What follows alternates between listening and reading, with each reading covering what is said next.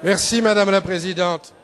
Monsieur le Premier ministre, chaque jour, ce sont des centaines ou des milliers de licenciements qui sont annoncés.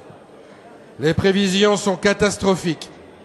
Mais il n'y a pas de fatalité du chômage et de la précarité, car, reconnaissons-le, la crise a souvent bon dos. La Redoute et les 3 Suisses à Roubaix, Caterpillar à Grenoble ou encore la Fnac, filiale du groupe PPR, licencient pour mieux maintenir les dividendes versés aux actionnaires. Plutôt que de consacrer des milliards d'euros à sauver le système, une autre politique s'impose pour s'attaquer aux racines de la crise et pour une véritable relance de l'emploi.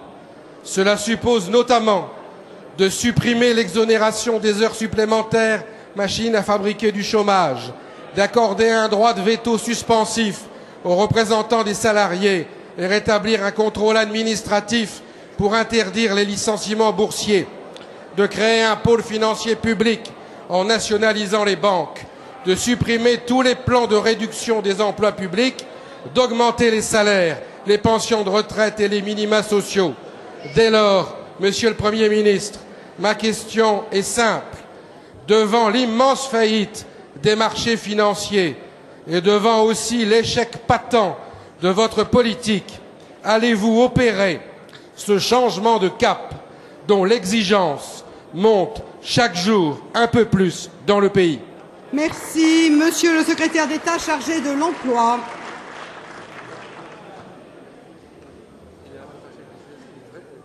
Présidente, Mesdames et Messieurs les députés, Monsieur le député Dolez, oui, vous avez raison, la situation de l'emploi est inquiétante. Elle est inquiétante au niveau du monde, elle est inquiétante au niveau de l'Europe et elle est inquiétante aussi au niveau de la France et nécessite toute notre vigilance. Mais face à cette question, que faut-il faire? Est-ce qu'il faut se payer de grands mots? Nationalisation, suppression de tels dispositifs, remise en cause de telles politiques? Non, je ne suis pas sûr. Je pense que ce dont ont besoin aujourd'hui les salariés, c'est de mesures très concrètes, très opérationnelles, que nous avons essayé de faire autour de 4 axes en matière de la politique de l'emploi. Le premier axe, d'abord, c'est d'essayer d'accompagner chaque personne qui a perdu son emploi pour lui permettre de rebondir. C'est par exemple à Saint-Dié, où nous étions la semaine dernière, la mise en place des contrats de transition professionnelle ou la réforme de la formation. La deuxième chose, c'est aller chercher dans tous les secteurs où nous pouvons trouver des emplois dans la matière. C'est par exemple le travail conjoint avec Valérie Létard sur le service à la personne.